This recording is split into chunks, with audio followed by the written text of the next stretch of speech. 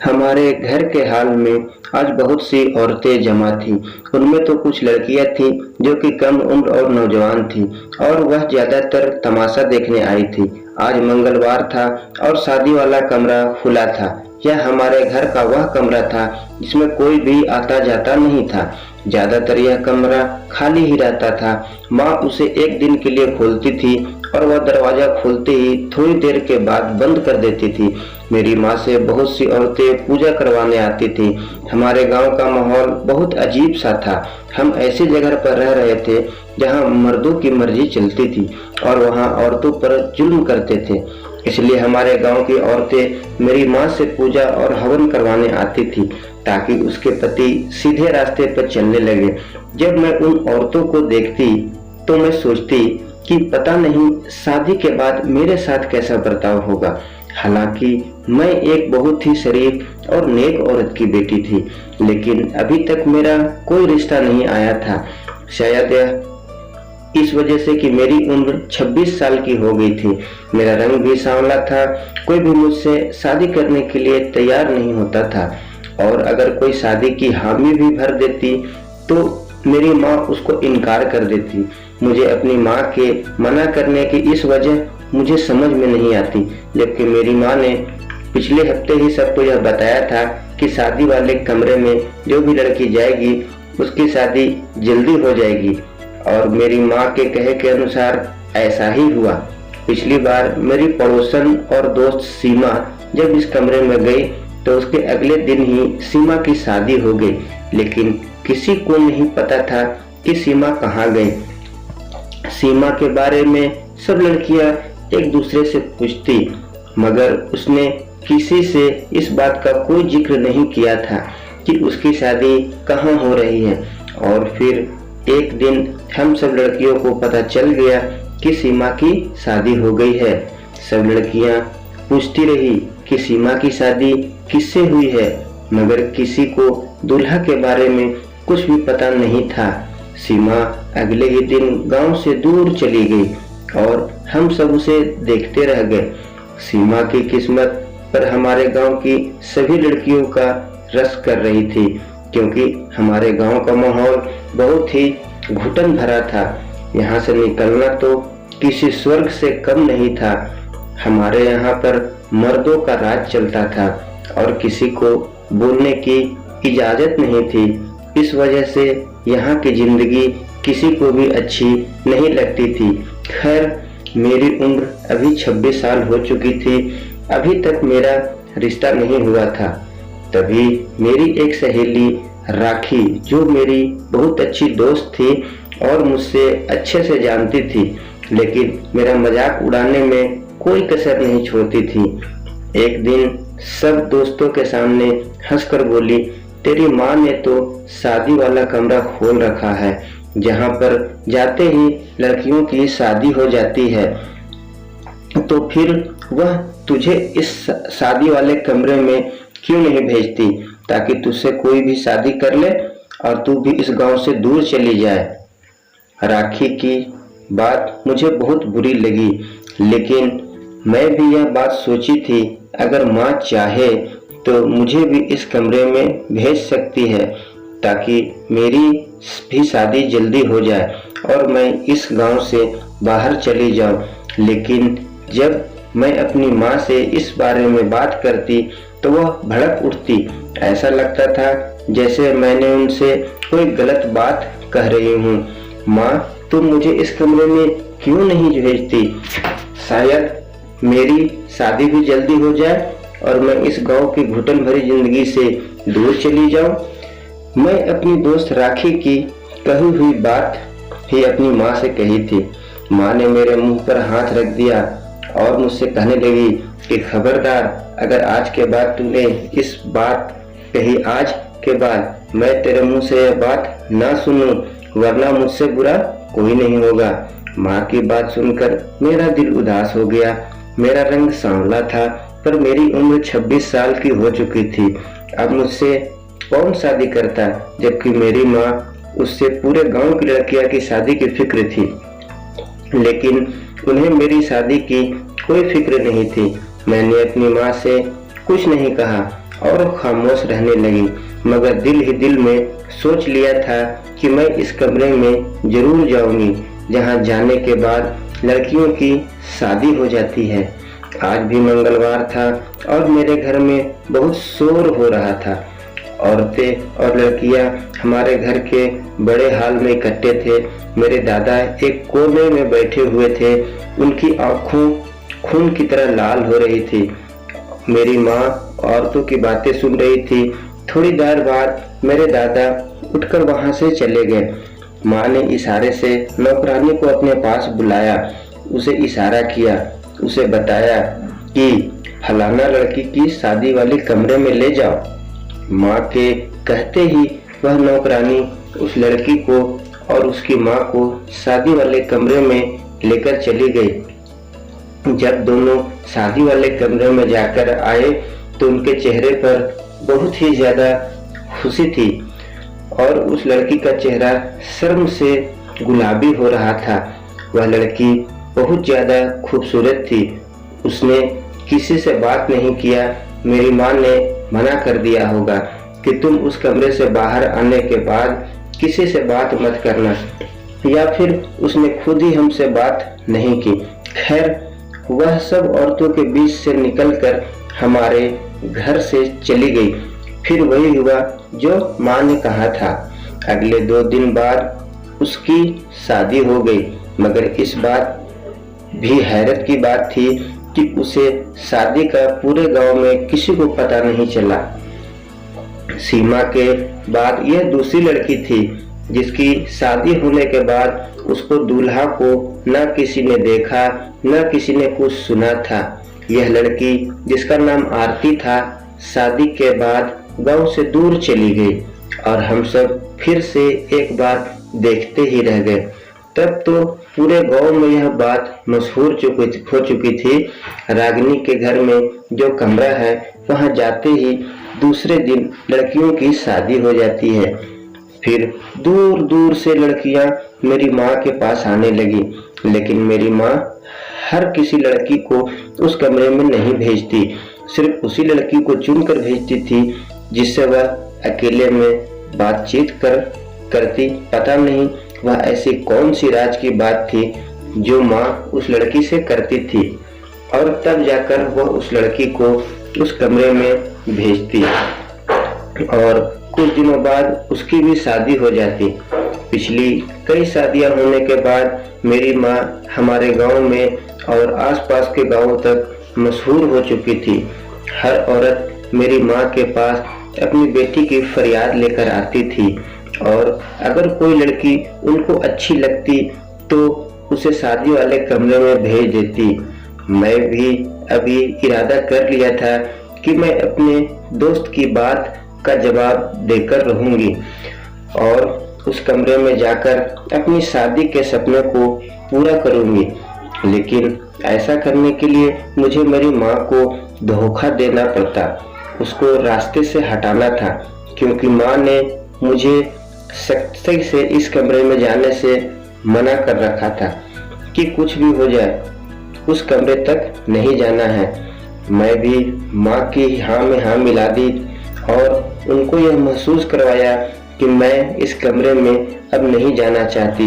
लेकिन असल बात यह थी कि माँ हर समय इस कमरे के आगे पीछे बैठी रहती और औरतों के लिए पूजा पाठ करती रहती। इसी वजह से मैं उनकी नज़रों से छुप नहीं सकती थी। और फिर वह नौकरानी मेरी माँ की बहुत खास थी, उनकी हर बात मानती थी और उन्हें हर बात बताया करती थी। मेरी कोई भी बात नहीं सुनती थी। मुझे इन दिनों की नज़र से छुपकर उस कमरे में जाना था, लेकिन यह बात मैं सपना से नहीं छुपा सकी। सपना ने मेरी फूफी की बेटी थी और मैं उनके साथ बचपन से ही खेलती बड़ी हुई थी। मैं उस कमरे में जाने वाली बात बताई तो मुझसे कहने लगी कि तुम बड़ी पागल हो।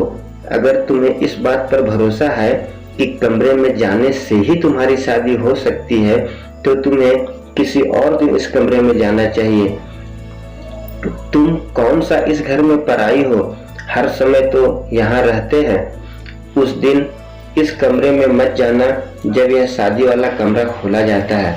हम किसी और दिन इस कमरे में जाएंगे ताकि हमें सच्चाई का पता चल सके। सपना बिल्कुल ठीक कह रही थी।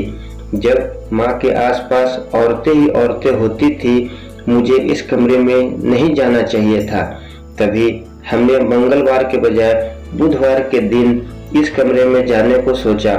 उस दिन मैंने और सपना ने बहुत मुश्किल से इस कमरे की चाबी चुराई। इस कमरे पर एक बड़ा मोटा सा ताला पड़ा होता था जो हर समय यहाँ लगाया जाता था और किसी को भी इस कमरे में आने की इजाज़त नहीं थी। बड़ी मुश्किल से चाबी है ढूंढने के बाद इस कमरे तक पहुँचे। हमारा दिल जोर जोर से धड़क रहा था। हमको कुछ नहीं पता था कि कमरे में क्या होगा और डर भी लग रहा था कि अगर कमरे के अंदर कोई हुआ तो हम क्या करेंगे। मैंने कमरे का दरवाज़ा खोला। यह जानकर मुझे बहुत अजीब सा लगा। इस कमरे में एक मोटी सी दीवार थी। इसके दूसरी तरफ मुझे किसी के होने का एहसास हो रहा था। इससे पहले कि मैं दीवार की दूसरी तरफ जाकर कुछ देखती, मेरी माँ को कमरे में आने की खबर हो गई और वह भागकर इस कमरे तक आ गई और मुझ पर बहुत ज़्यादा गुस्सा करने लगी। कहने लगी, तुम यहाँ क्या कर रही हो? भगवान तुम्हें माफ करे, जब मैंने तुम्हें मना किया था कि कमरे में नहीं आना है, क्या करने आई हो? यहाँ से बाहर निकलो। अपनी माँ की इस हालत से चकता हुआ देखकर मेरी और सपना की आंखों के आगे अंधेरा सा छा गया। हमने सोचा भी नहीं था कि माँ को इतनी जल्दी हमारे इस कारनामे का पता चल जाएगा। अपनी माँ हाथों से बुरी तरीके से पीटने के बाद इस कमरे से बाहर आए, मगर हम नहीं, हिम्मत नहीं हारी। सपना कहने लगी, तुम फिक्र नहीं करो, मैं इस बात का कोई और हल निकालती हूँ। अब हम मंगलवार की ही शादी वाले कमरे में जाएंगे ताकि हमें इस बात का पता चले जो हमसे छुपाई जा रही है। इसके बाद मुझे ठीक लगी। मैंने शादी वाले कमरे में जाने का फैसला मंगलवार को कर लिया था। मन में भी 3 दिन में यह बात भूल गई। मुझसे सख्ती से मना किया था कि मैं दोबारा इस कमरे तक न जाऊं। मंगलवार को सपना मुझसे कहने लगी कि वह मेरा साथ जरूर देगी। उसने 2-3 औरतों को इशारा किया। अब न जाने क्या भगदड़ मची। सपना ने उनको क्या देखने के लिए बुलाया और एकदम से बेचैन होकर वो दरवाजे के आगे से हट गई। और उन औरतों ने मेरी माँ की नौकरानी भी थी जो हर समय इस कमरे के बाहर खड़े होकर यहाँ पर पहरा देती थी। सपना ने अपनी चालाकी दिखाकर वहाँ से हटा दिया। इस समय मेरी माँ की चुनी हुई एक लड़की और उसकी माँ शादी वाले कमरे से बाहर आ गई। इस समय मौका पाकर इस कमरे के अंदर चली गई। जब कमरे में गई तो दीवार को हटाना आसान था क्योंकि यह लकड़ी के दरवाजे की बनी हुई थी। जैसे ही मैंने एक दरवाजा पलटकर आगे की तरफ किया, आईने की तरफ नजर डाली तो मेरी चीख निकलते रह गई। मैंने सोचा भी नहीं था कि मुझे इस कमरे में यह मंजर देखने को मिलेगा। मुझे दूसरी तरफ भी हैरत का सामना करना पड़ा। अपनी आंखों पर मुझे यकीन नहीं आ रहा था। इतने में दादाजी को पता चल गया कि मैं इस कमरे में आई हूँ। उन्होंने मुझे घसीटकर बाहर निकाला, लेकिन अब उनकी आंखों में वह चमक और गुस्सा नहीं था जो मुझे यहाँ आने से पहले दिखाया जाता था। मेरी माँ की नज़र भी झुकी हुई थी। उनको भी यह मालूम पड़ गया था कि मैं कमरे तक पहुँच चुकी हूँ और सारी सच्चाई जान चुकी हूँ। माँ ने तो जैसे आंखें बंद कर ली थी, मगर मेरे सर पर जुनून सवार था। जिस बात के लिए मैं इतना परेशान हुई, माँ ने मुझे इसके बारे में एक लफ्ज़ की भनक नहीं पड़ने दी। मैंने अपना सिर पीट लिया और अपनी माँ से पूछने लगे कि बताओ तो सही, तुमने ऐसा क्यों किया? लेकिन मैं तो खामोश थी। कुछ दिन मुझसे नाराज रही, मुझसे बात तक नहीं की, मगर उन्होंने भी पता नहीं था कि उनकी गलती है। उन्हीं को माफ़ी मांगनी पड़ी और मुझे सारी बात भी बतानी पड़ी, जिसके बाद मुझे अपने दादा से बहुत ज़्यादा नफरत हो गई और मैं अपने दादा से इस कदर मोहब्बत करती थी कि उन्हें दुनिया में एक इंसान नहीं बल्कि एक फरिश्ता समझती थी। अब वह मुझे एक जानवर लगते थे। मेरी माँ की कहानी कुछ ऐसी थी। मेरी माँ कहने लगी कि मैं जानती हूँ कि तू ही मुझे गलत समझती है, लेकिन जब मैं यहाँ शादी करके आई थी, मेरे दिल में कभी कभी अभ्यास और यह गुमान भी नहीं आया था कि मुझे ऐसा कदम उठाना पड़ेगा। मैं एक ऐसे घर से आने थी जहाँ पर लड़कियों को कमाई का जरिया समझा जाता था, मर्दों के सामने नाच गाने के लिए कहा जाता था, और जब वह अपने जीवन में सारी हदें पार करने के बाद अपने बाप भाइयों के लिए बहुत ज़्यादा दौलत कमा लेती तो उन्हें ऐसे ही किसी आदमी के साथ शादी कर दी जाती जो खुद भी आवारा होता और कभी भी अपनी पत्नी की इज्जत नहीं करता, ना ही उसे अपनी पत्नी का दर्जा देता। लेकिन कहते हैं ना कि भगवान सभी के साथ अच्छा ही करता है और उसे कभी जलील नहीं होने देता, बल्कि लोगों के सामने उसकी इज्जत देता है, उनके जीवन में मुश्किलों को आसान कर देता है। मैं भी दिल ही दिल में भगवान से प्रार्थना करती थी कि मुझे सारी मुश्किलों से बचाना और मुझे इस बेइज्जती की ज़िंदगी से छुटकारा दिलवा दे जो मेरा इंतज़ार कर रही है। जब मैं जवान हो गई तो मेरे माता पिता ने मुझे उस नज़र से देखना शुरू कर दिया जिस नज़र से कोई शिकारी अपने शिकार को देखता है। मैं जानती थी कि अब मुझे इस घटिया काम में उतार दिया जाएगा, लेकिन मैं इन सब के लिए पहले से ही तैयार थी, क्योंकि मेरे पास और कोई रास्ता नहीं बचा था। और फिर वह समय आ गया जब मेरी उम्र 18 साल की हो गई तो मेरी बोली लगाई गई।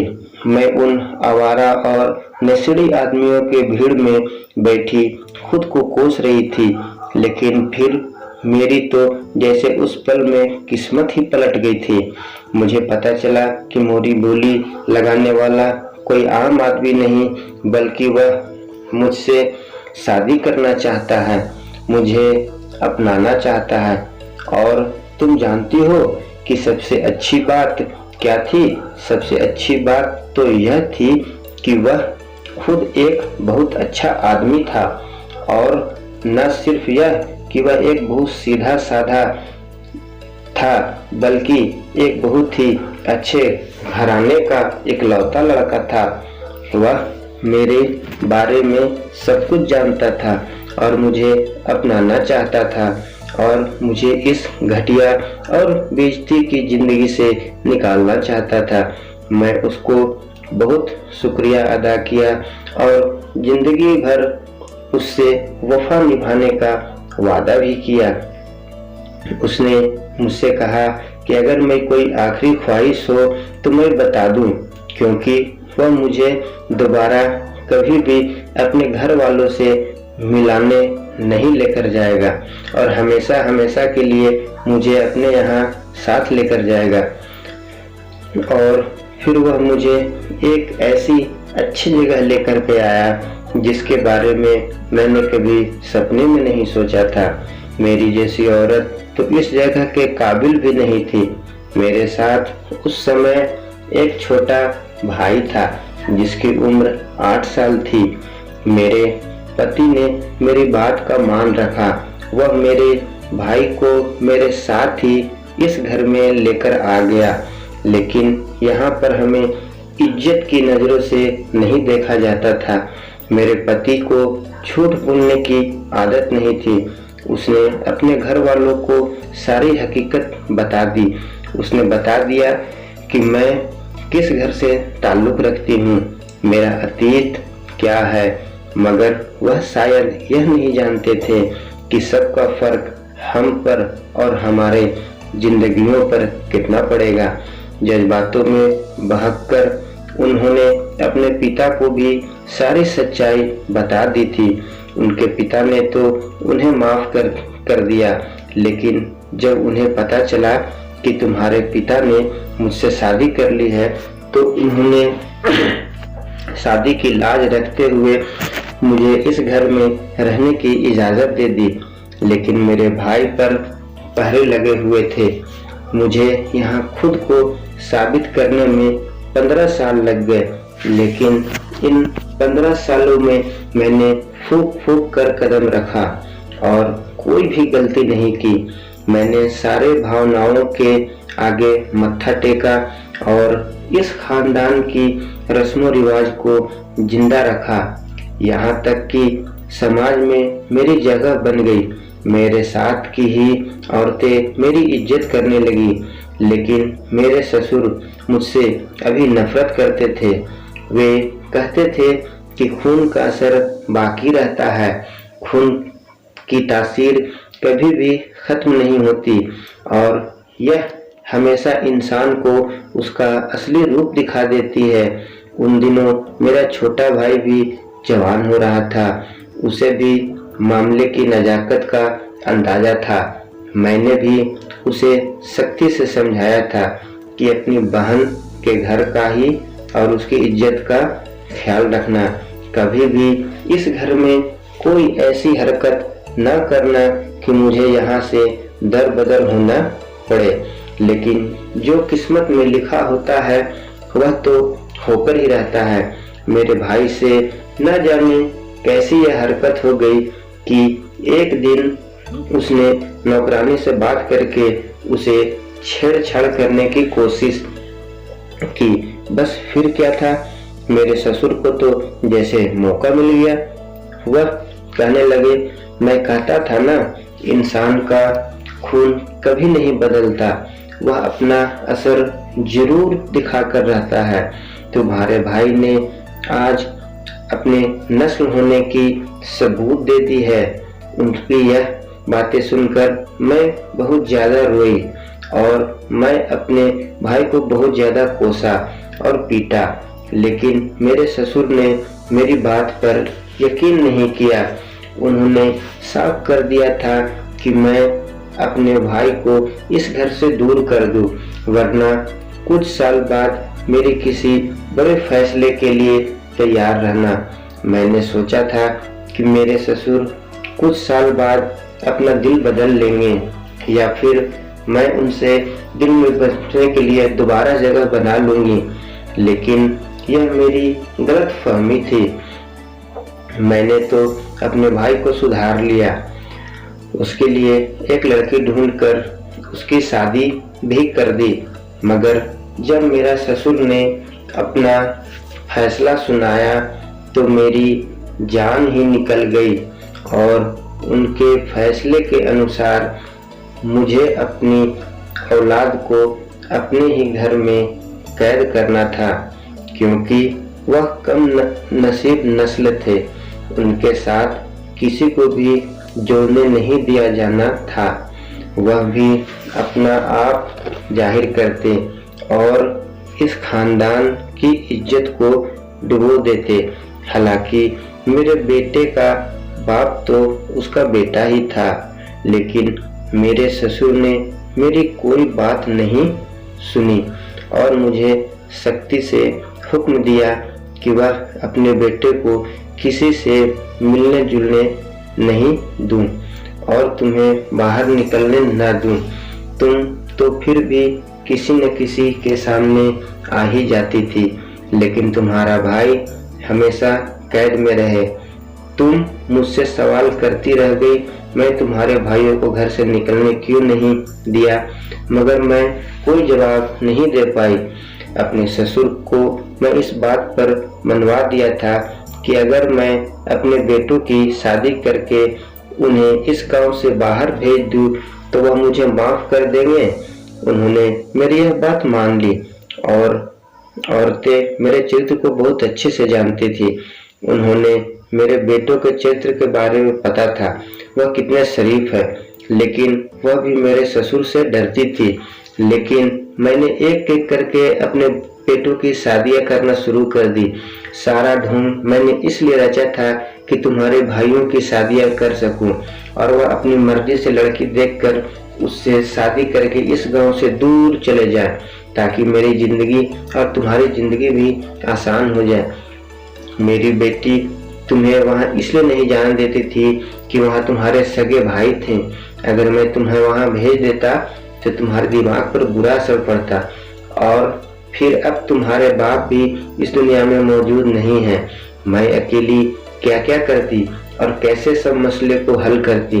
बस अब आगे तुम खुद समझदार हो, तुम इस बात को भूल जाओ। माँ ने कहकर अपने दिल का बोझ हल्का कर लिया, मगर मेरे दिल में दादा की ऐसी नफरत चलने लगी जिससे मैं कभी सोच नहीं सकती थी।